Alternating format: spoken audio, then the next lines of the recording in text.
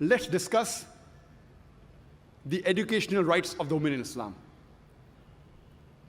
The first guidance revealed by Allah subhanahu wa ta'ala, by Almighty God, to the whole of humankind in His last and final revelation, the glorious Qur'an, it was not to offer salah, it was not to give charity, it was not to fast, but it was ikra.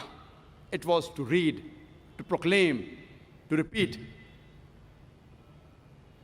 And the first 5 verses revealed of the glorious Qur'an was from Surah Iqra, chapter number 96, verse number 1 to 5. It says, Iqra bismi rabbikal ladzi khalaq, khalaqal insana min alaq, Iqra wa rabbukal akram, alladhi allama bil kalam, allama al insana ma lam ya'lam.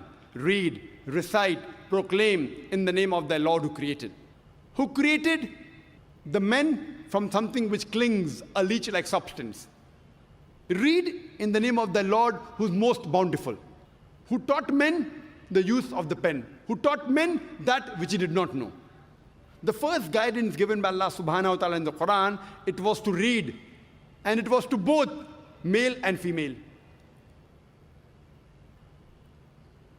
Our beloved Prophet Muhammad said, it's mentioned in Sahih Hadith of Ibn Majah, Hadith number 224, the beloved Prophet said, Ta'laqul ilm faridatun ala kulli Muslim. It is obligatory on every Muslim, man or woman, to acquire knowledge. The Prophet specially told the parents to educate the children, especially the daughters. It is the duty of the husband to give education to their wife, especially religious education. And if they don't, she has the right to go to the court, to the judge, and demand for it. If he cannot teach it himself, he'll have to send her and see to it that he educates her. There is a chapter in Sahih Bukhari, when one hadith, the woman, they approach the Prophet, and they tell him that you're always surrounded by men. Why don't you give us a special time? And the Prophet agreed, and he used to specially dedicate time to educate only the women. He also sent Sahabas to specially educate the women. And if you read the history of Islam, 1400 years ago, in the days of ignorance, in Yawm al-Jahiliyyah, at that time, we have examples of many women, several women who were scholars. The best example I can think is Aisha bint Abi Bakr. May Allah be pleased with her, the wife of the Prophet. And one of her very famous student by the name of Arwa, may Allah be pleased with her, she says that I have not come across a scholar greater than Aisha, may Allah be pleased with her, in learning of the Quran, in obligatory duties, in lawful and unlawful things, in literature and poetry, in Arabic history and genealogy. And when we read the seerah of Hazrat Aisha, may Allah be pleased with her, we find out that she lived many years after the death of the Prophet, and she guided many of the Sahabas. And she even guided all the four Khulafa Rashidin.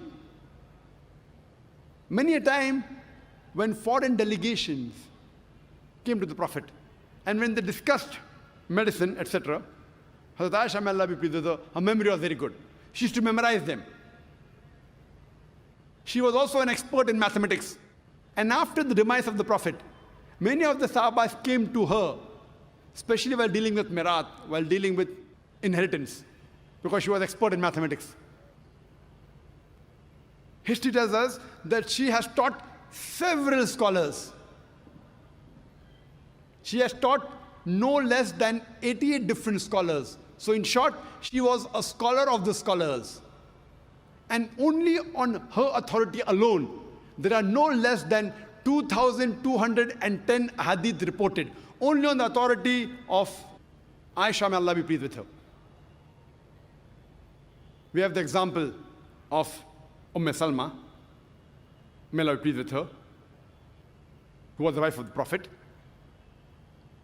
And according to Imam an-Nawawi, she was the most intellectual woman amongst the learned women. And according to Ibn Hajar, he calls her as an authority. We have the example of Safiya, may Allah be pleased with her, who was the wife of the Prophet. And Imam an-Nawawi calls her as an intellectual woman.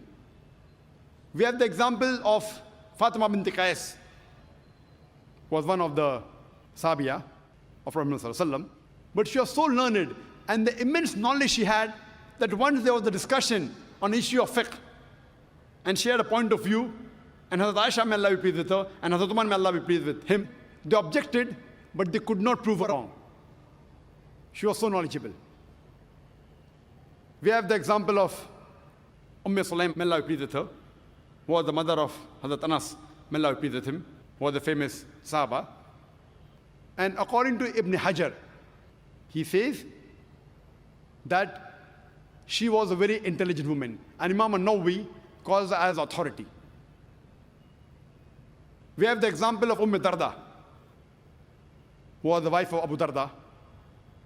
And Imam Bukhari, in his Sahih Bukhari, he calls her as an authority on the science of hadith. We have the example of Sayyidah Nafisa. Sayyidah Nafisa, she was a scholar, and she taught many students. One amongst her students was Imam Shafi. May Allah have mercy on him. We also have the example of Aisha bint Saad ibn Abi Waqqas. She too was a scholar, and amongst her students, one of the students was Imam Malik. May Allah have mercy on him. Rahimullah. Imagine in the days of ignorance, in Yawm al-Jahiliyyah, there were several women who were scholars. At that time, people were hardly educated, and imagine we have examples of several women who were great scholars.